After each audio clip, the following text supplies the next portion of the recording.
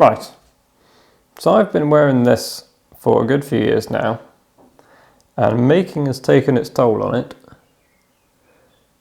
And one of those projects I've been meaning to get around to, but not quite managed, is to make like a little thing that covers it whilst I make. And so that's what we're going to do today.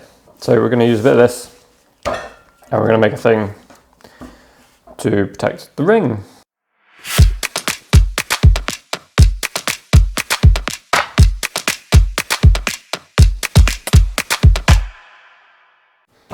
So first things first is we need to make a template.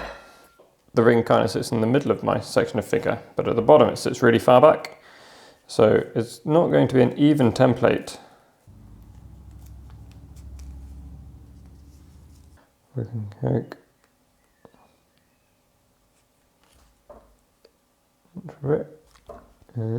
can you see? It's a wee bit tight there. Further to come out to like here is about there. This goes around here, this goes around here.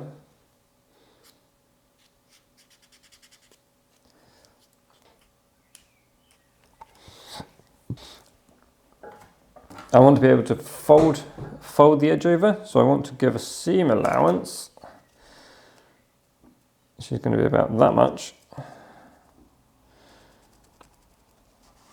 I don't need it for the join, so I go right to the edge of that, and then I need it for this other section here. So I'm going to give myself like 5mm around the whole thing. Template's done.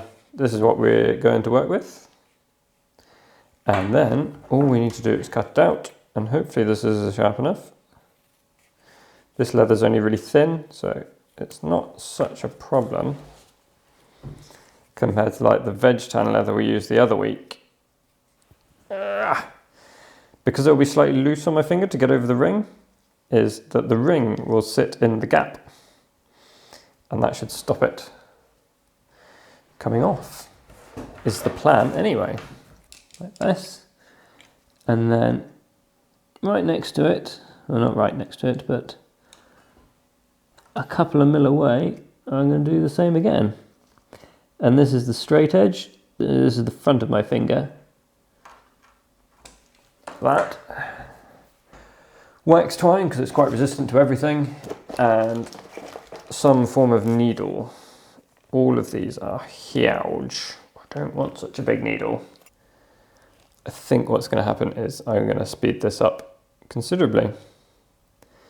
So have a nice time watching me trying not to stab myself. Right, I found a smaller needle. Hopefully this will make life easier.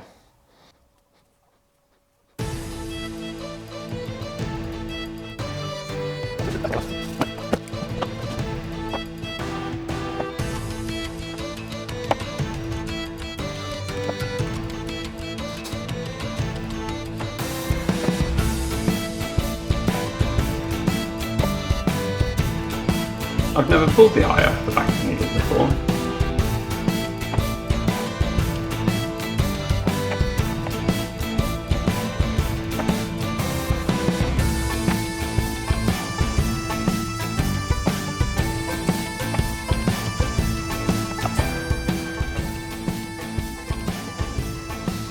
Right, I've done the zigzag thing, and then we need to put it tight so it folds over the seam. So the first one to go is there.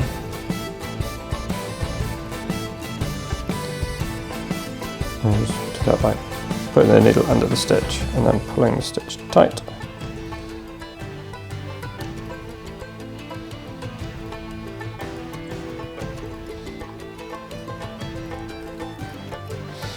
And it's amazing how much extra thread you gain from doing this as well.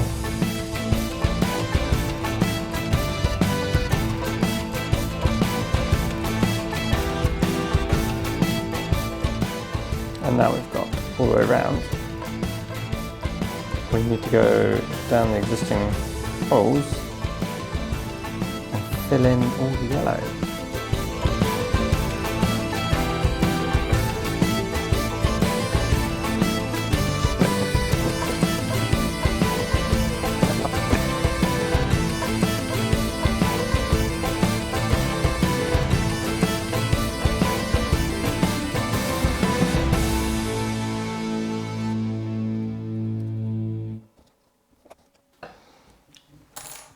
Nice.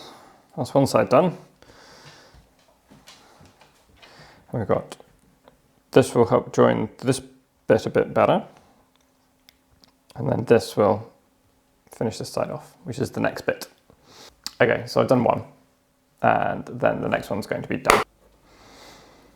All right, I've done all the way around. And it fits okay, but there's this little bit here. And so we're going to use, this bit of string is getting a bit short, but this one there's plenty of length in. So we're going to use that to do a little tiny X stitch or two along here just to help hold this seam in the right place.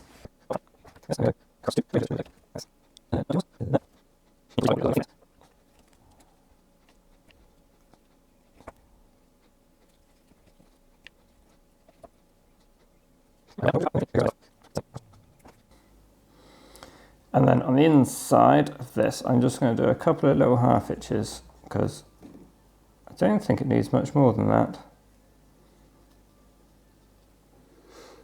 And then we have a ring protector that doesn't get in the way at all. Might catch a few sparks maybe one day, but it's going to protect my wedding ring, which is far easier. I mean, I could take it off, but it'd probably be easier than taking this off. Oh.